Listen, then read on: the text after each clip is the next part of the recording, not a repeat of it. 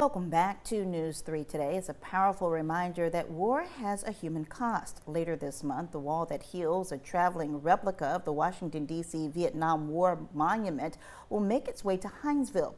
Dennis Fitzgerald is the president for the Vietnam Veterans for America, Chapter 789. He's also the vice president of the Georgia Vietnam Veterans for America State Council. Liz Moore is the Associates of Vietnam Veterans of America Secretary. They both join us now with more. Thank you so much for being here today. Thank you for having us. Well, first off, let's talk about this wall, because this is the first time this particular exhibit is coming to Hinesville. Yes. Right.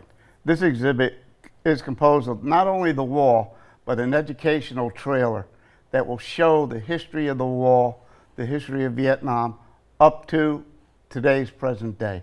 Now, this exhibit has been on tour across the country, has visited 700 cities so far. Why did you want this wall to make an appearance here in our area? Being a military community with Fort Stewart and Hunter, it's very important that the residents as well as the visitors know the history of the Vietnam service member. Yeah. Now, Liz, what does this mean to you personally to have this wall in Hinesville? Personally, the wall means a lot. I lost my first husband to Agent Orange. Yeah. And so having this come in, having people understand what we as military wives went through at the time our husbands were coming back from service means so much to us.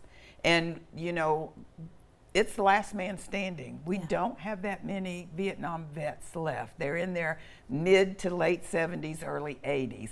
And we need people to understand what they went through, what the families went through. And so we are so excited to have the educational trailer come to Hinesville. And I guess the purpose is in the title, The Wall That Heals. It's a chance for people to connect and also reminisce and think about, you know, that loved one or that family member. You also have a hometown section of this wall. Right. Yes. In the educational trailer, there will be the hometown pictures of those from Liberty County, Riceboro, and the surrounding communities that have service members that perished during Vietnam itself.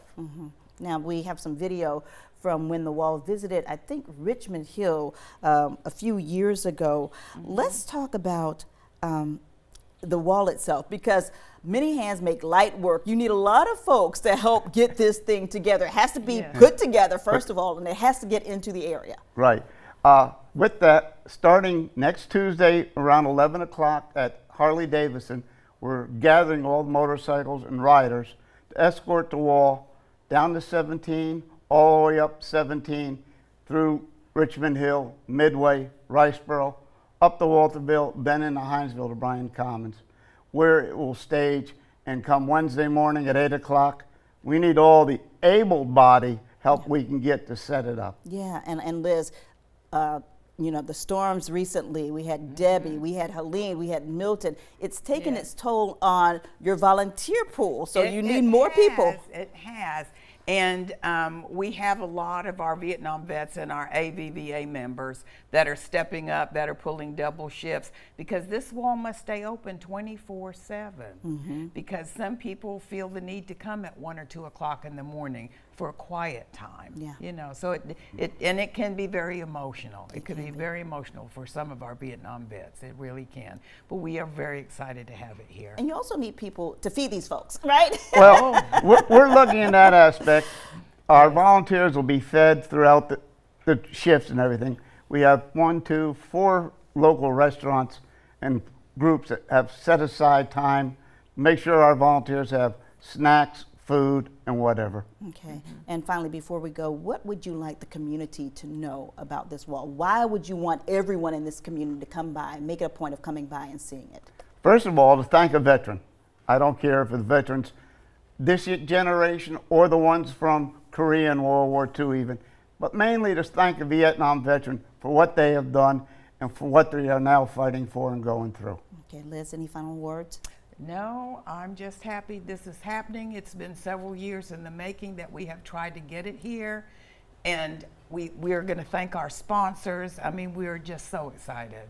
Yes, and so are we. And here's the information on your screen. If you'd like to visit the Wall That Heals, it's running from October 24th through the 27th at Bryan Commons Park. That's in Hinesville. That's at, is that 438. Yes, 438. There it is. I have my glasses on. Can't even see. West Oglethorpe Highway. For more information, where can people go? They can call Wall That Heals Wall That Heals Hinesville.org, or just go to the Facebook page and look us up. All right. Dennis, Thank you. Liz, thank you so much for joining us today. Very Thank you. Thank you. And right now, here's a look at our forecast. Alyssa, good morning.